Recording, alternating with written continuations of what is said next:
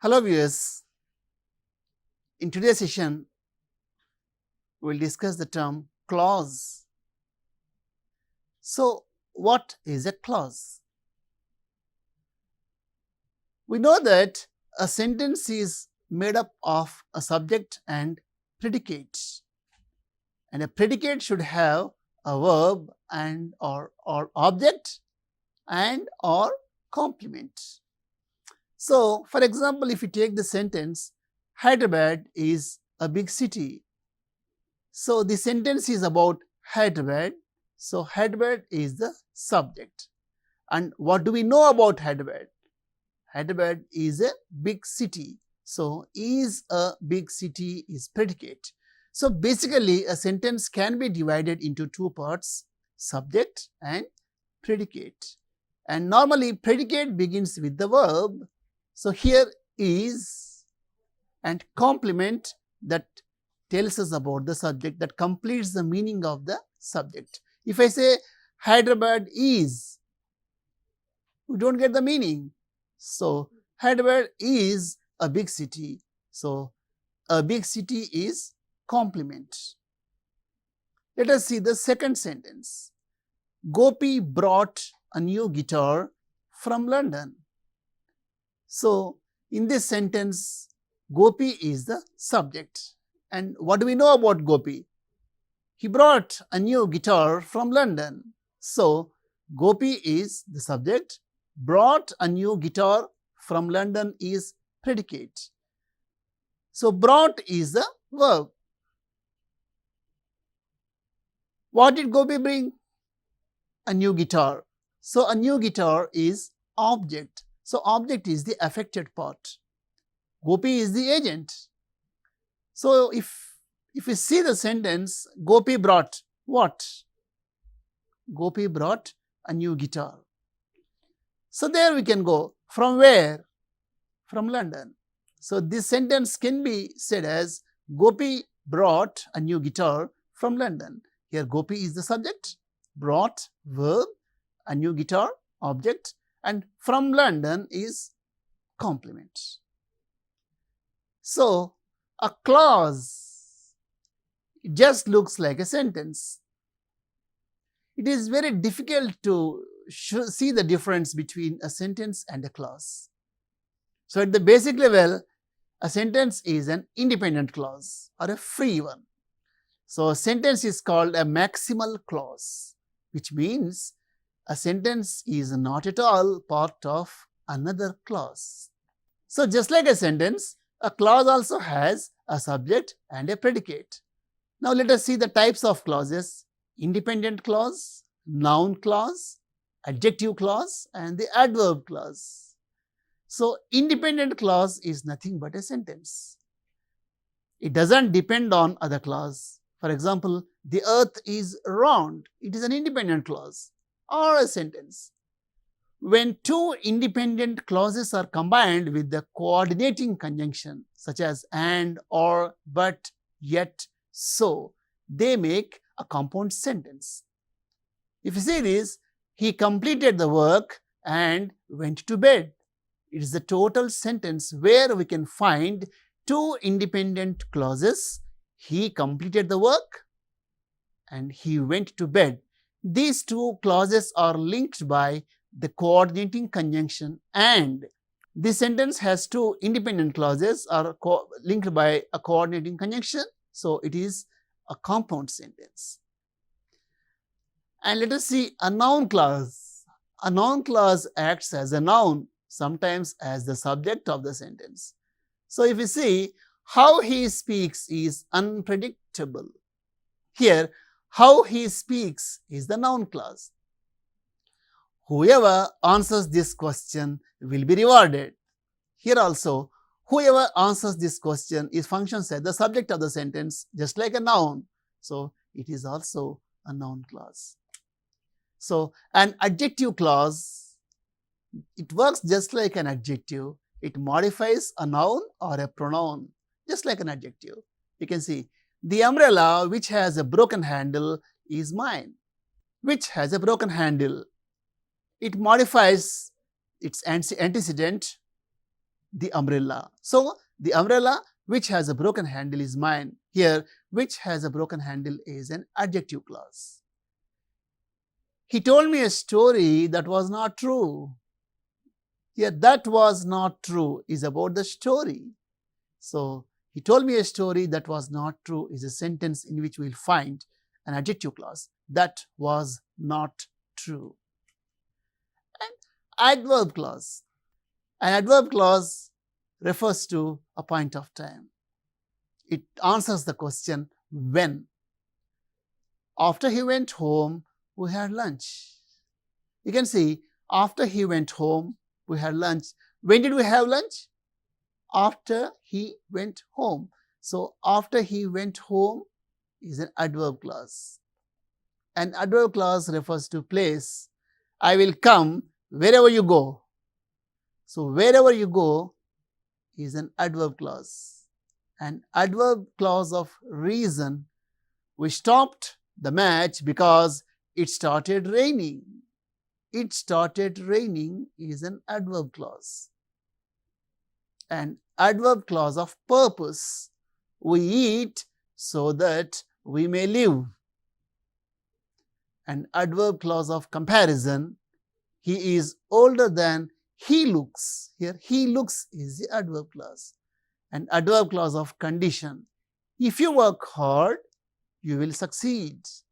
So, you work hard is the adverb clause which is linked by if. An adverb clause of concession. Though I am poor, I am honest. An adverb clause of consequence. He is so friendly that we like him.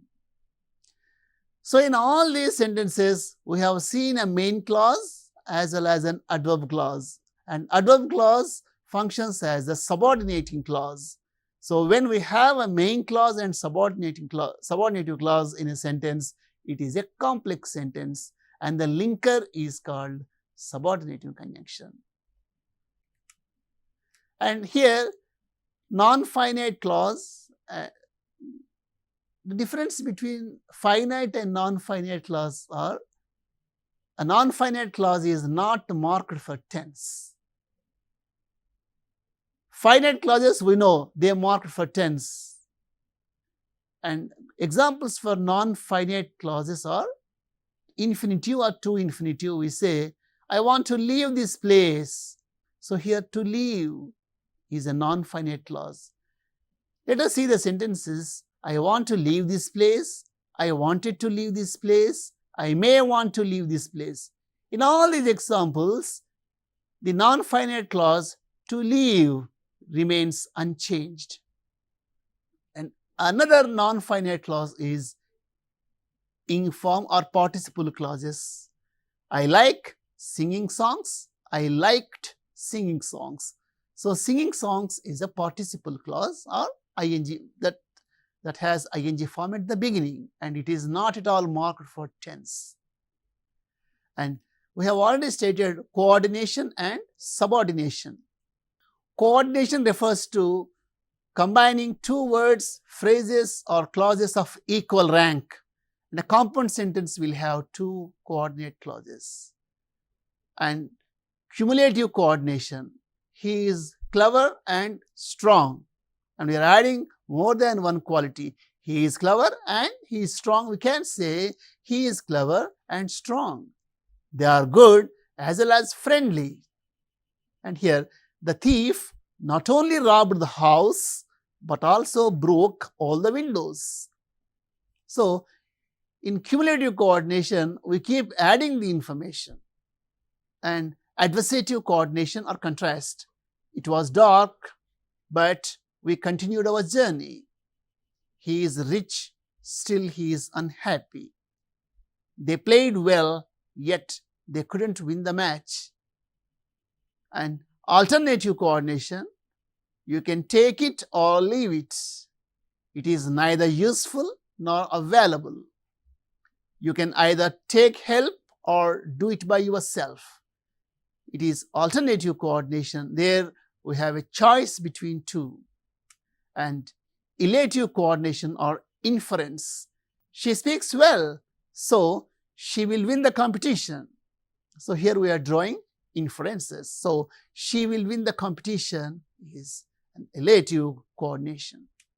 And subordination refers to the combination of two clauses that are unequal in rank.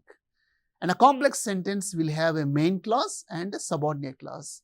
And adverb clauses, we have already discussed, they function as subordinate clauses.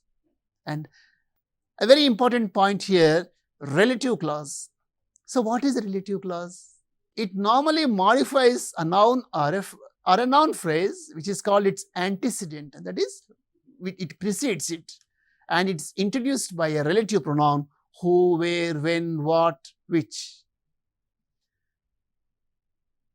Defining relative clauses and non-defining relative clauses. Let us see the difference. Consider these two sentences. My brother who is in London is a doctor. My brother who is in London is a doctor. These two sentences are similar, but they do have a lot of difference. If I say, my brother who is in London is a doctor, here it is restrictive or defining. You can assume that I have many brothers and one of my brothers is in London and he is a doctor. So the scope of the relative clause is restricted. We can say, my brother who is in London is a doctor. And the second one, my brother who is in London is a doctor. It means I have only one brother and he is in London and he is a doctor. So a defining clause has restricted scope, whereas a non-defining clause, it almost an adjunct. If you see the second sentence, my brother is in London and my brother is a doctor. These two sentences are combined and my brother who is in London is a doctor. Even you can skip the relative clause here. My brother is a doctor, still the sentence stands good. But whereas in the first one, my brother who is in London is a doctor and my brother is a doctor, totally different. So, my brother who is in London is a doctor, my brother who is in London is a doctor. Did you see any difference here? A defining relative clause is not separated by commas, whereas a non-defining relative clause is separated by commas within a sentence. And there are some other differences between defining and non-defining relative clauses. Let us see them. A defining relative clause identifies the thing or person we are talking about. And whereas a non-defining relative clause provides additional information. And in a defining relative clause, we can replace that with who or which, whereas in non-defining relative clause, we cannot use the word that. And in defining relative clause, you can skip the relative pronoun, it can be left out when it refers to the object. Whereas in non-defining relative clause, we cannot skip the WH word or a relative pronoun. And this one we have already discussed. A defining relative clause does not have commas, whereas a non-defining relative clause must have commas. So, using relative clauses. You gave me a book last week, it was interesting. How can we combine these two sentences? One way, you gave me a book last week and it was very interesting. And we are using a linking word and we are making a compound sentence. And how can we combine these two sentences using a relative clause? You can say, the book which you gave me last week was interesting. Or you can say, the book that you gave me last week was interesting. Or the book you gave me last week was interesting.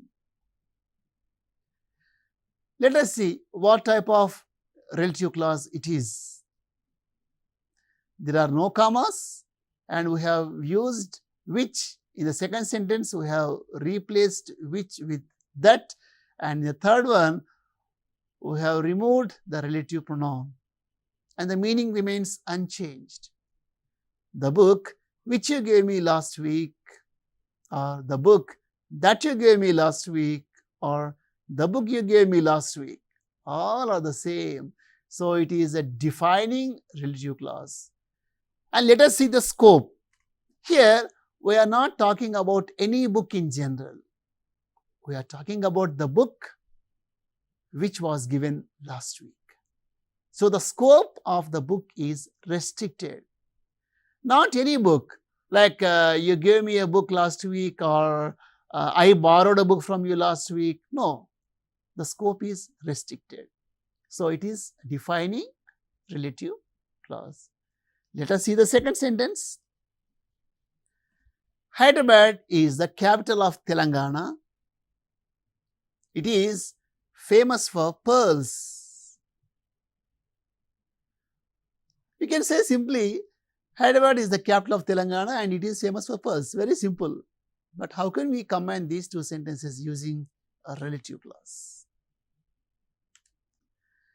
Hyderabad, which is the capital of Telangana, is famous for pearls. We cannot say Hyderabad, that is the capital of Telangana, is famous for pearls. It is incorrect. And you can say Hyderabad is famous for pearls. Still the sentence stands good. So what type of clause it is? It is non-defining relative clause. How can we say?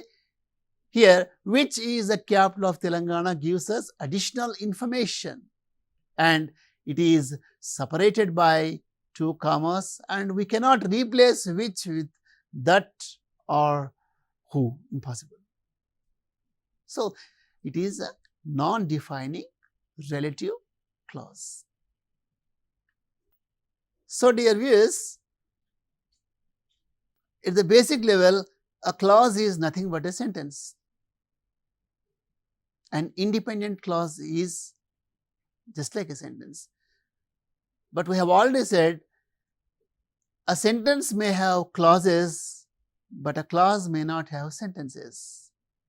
The similarity between a sentence and a clause is both the sentence as well as a clause have the subject and predicate.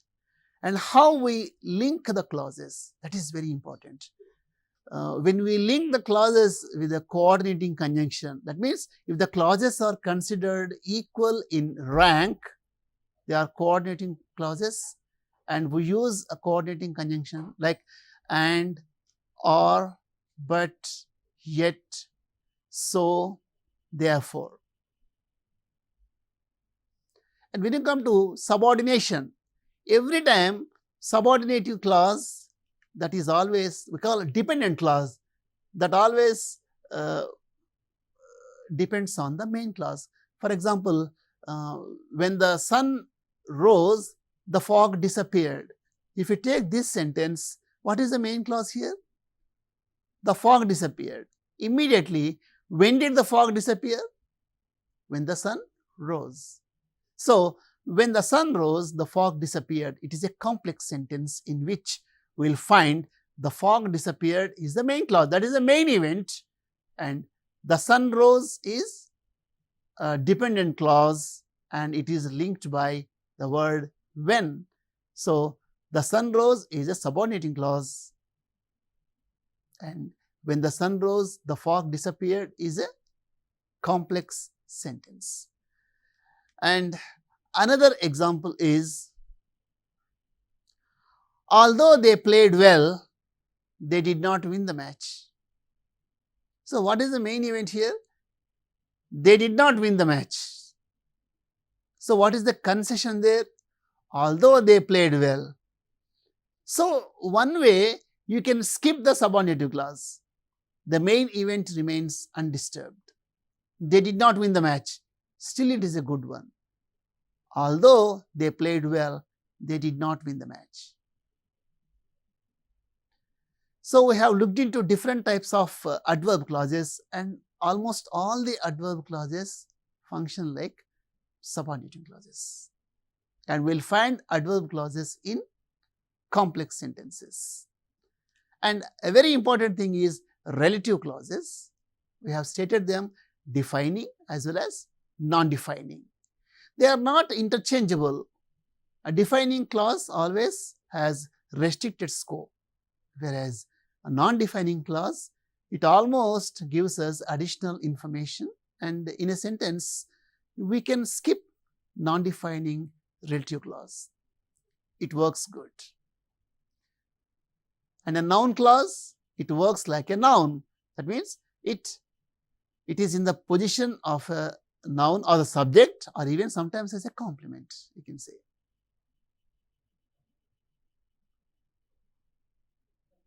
Whoever violates the rules will be punished. If you take this sentence, whoever violates the rules, it is a noun clause, will be punished. So in a sentence, we will find subject and predicate, and the functional labels are subject, verb, object and complement. They are functional labels. They tell us what is the function of the element. And the formal labels, we know the parts of speech. Sometimes a noun can be a subject or an object or a complement. And in a clause, we will find subject and a verb, which is obligatory. Consider these examples. Honesty is the best policy. It is an independent clause. And how will we see? Here, honesty is the subject and is the best policy is the predicate. It is a sentence, you can say, or an independent clause. All that glitters is not gold. So here, that glitters, it has its antecedent. You can say all which glitters is not gold, you can say. So that glitters is it refers to all, and all that glitters. It is a subordinative clause and it is a complex sentence. And I know where you live.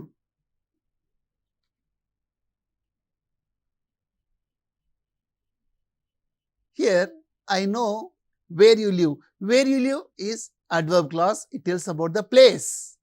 So, I know where you live. It is a complex sentence. Here, it is adverb clause of place. And this is important.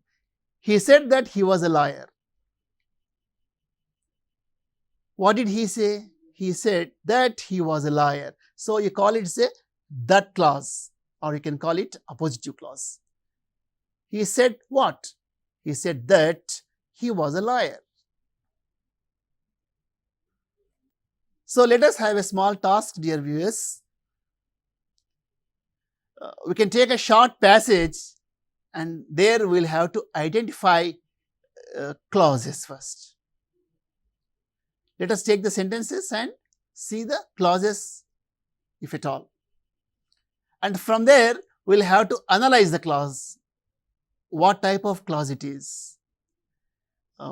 Is the clause working as an adjective, or is the clause functioning as a noun, or is a clause adding information, or is the clause restricted? So we can see the type of clause, and there we can go for the analysis. So literally, phrase and clause, these words are often confusing. A phrase is the basic one. For example, if you take a noun and a noun phrase, both are the same. Both function like the noun. For example, city, big city remain the same. Whereas city, we call it as a word, whereas big city is a phrase. And they can be replaced. For example, Hyderabad is a city and Hyderabad is a big city. Both are the same. But when you come to clauses, this interchange may not be possible, because clause has some fixed meaning. Just cannot skip the clauses. Just as we do in phrases, we cannot replace clauses. And if you replace them, we get a totally different meaning. That's the issue, right? We have seen the types of clauses. And sometimes, we can reduce the clause into a word. For example, he proved his innocence. It's an independent clause, and you can say he proved that he was innocent. Both are the same, but he proved his innocence is a simple sentence. He proved that he was innocent is a complex sentence.